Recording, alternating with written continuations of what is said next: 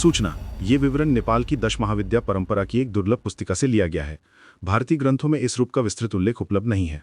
क्या आपने कभी काली का ऐसा रूप सुना है जिसका जन्म शमशान में हुआ, जिसकी साधना प्राचीन पशुपत क्षेत्र के जंगलों में गुप्त रखी गई और जिसे नेपाल में बागमती की छाया कहा जाता है, लेकिन भारत के ग्रंथों में उसका नाम तक नहीं मिलता? आज पहली बार हम खोल रहे हैं गुह्य काली का रहस्य। नेपाल के एक प्राचीन शाक्त तांत्रिक ग्रंथ दश महाविद्या की नेपाली प्रति में काली का एक ऐसा रूप मिलता है जिसे गुह्य काली कहा गया है। गोपन, मसान आधारित, जंगलों की ऊर्जा से जुड़ा और गहन तांत्रिक साधनाओं में छिपा हुआ। ये वही क्षेत्र है जहां पशुपतिनाथ का प्राचीन पवित्र क्षेत्र स्थित है, जिसके पास सदियों से मसान, नदी और वन तीनों का संगम मौजूद है। ग्रंथ बताता है गुह्य काली प्राचीन काल से पाशुपत क्षेत्र के मसान, नदी और वन तत्व से जुड़ी देवी है। इस एक वाक्य में तीन महत्वपूर्ण सूत्र छिपे हैं: स्थान, पशुपत क्षेत्र के भीतर; ऊर्जा, शमशान और मसान तत्व; स्थिति, अत्यंत गुह्य, साधकों के लिए सुरक्षित क्षेत्र। नेपाल के तांत्रिक इतिहास में मल्ल वंश के काल में यही क्षेत्र साधकों की मुख्य भूमि माना जाता है। ग्रंथ में एक अत्यंत रोचक पंक्ति आती है: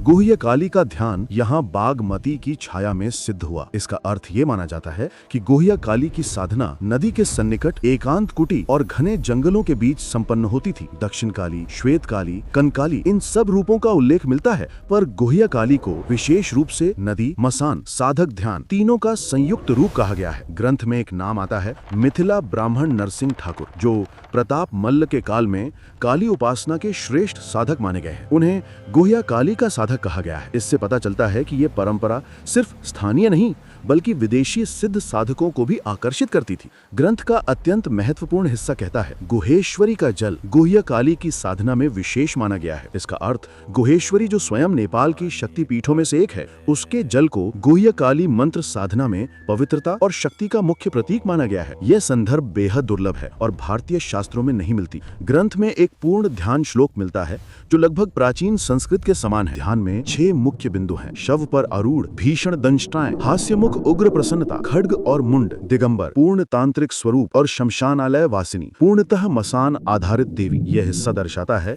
कि गुह्य काली का स्वरूप काली के सबसे उग्र, गहन और तांत्रिक स्वरूपों में गिना जा सकता है। नेपाल की स्थानीय परंपराएं देवी को कई सीमा रूपों में बांटती हैं, जैसे दक्षिण काली, कंकाली, चामुंडा, श्वेत काली, रक्त काली, अजिमाया। ग्रंथ कहता है कि गुह्य काली इन सब के बीच गोपन तत्व को धारण करती हैं, यानी ये देवी दूर दूर फैले देवी रूपों की गुप्त शक्ति पहचान है। एक और महत्वपूर्ण बात, ग्रंथ में कहा गया है कि लिच्छवी काल से काली के विविध रूप यहाँ पूजित रहे हैं। लिच्छवी काल का मतलब लगभग 1500 से 1800 वर्ष पुरानी परंपरा। इससे प्रमाण मिलता है कि गुह्य काली नाम चाहे बाद में प्रकट हुआ हो, पर इसका तांत्रिक मूल बहुत प्राचीन है। भारतीय ग्रंथों में काली के अनेक रूपों का वर्णन मिलता है, परंतु गुह्य काली नाम अत्यंत दुर्लभ या लगभग अनुपस्थित है। नेपाल का ये रूप इन 3 कारणों से नेपाल वर्जन कहलाता है। ये स्थानीय तांत्रिक भूमि से उपजा, इसका उल्लेख नेपाली शाक्त तंत्र में मिलता है। भारत में इसी नाम का विस्तृत रूप नहीं मिलता, इसलिए ये वीडियो एक क्षेत्रीय तांत्रिक परंपरा का दुर्लभ खुलासा है। ग्रंथ कहता है ये ले दक्षिण काली स्वनि गयल बागमती सिथई जंगले धोंग गायाचवम। इसका आशय है कि गुह्य काली नदी किनारे घने जंगल में रात्रिकालीन साधना के दौरान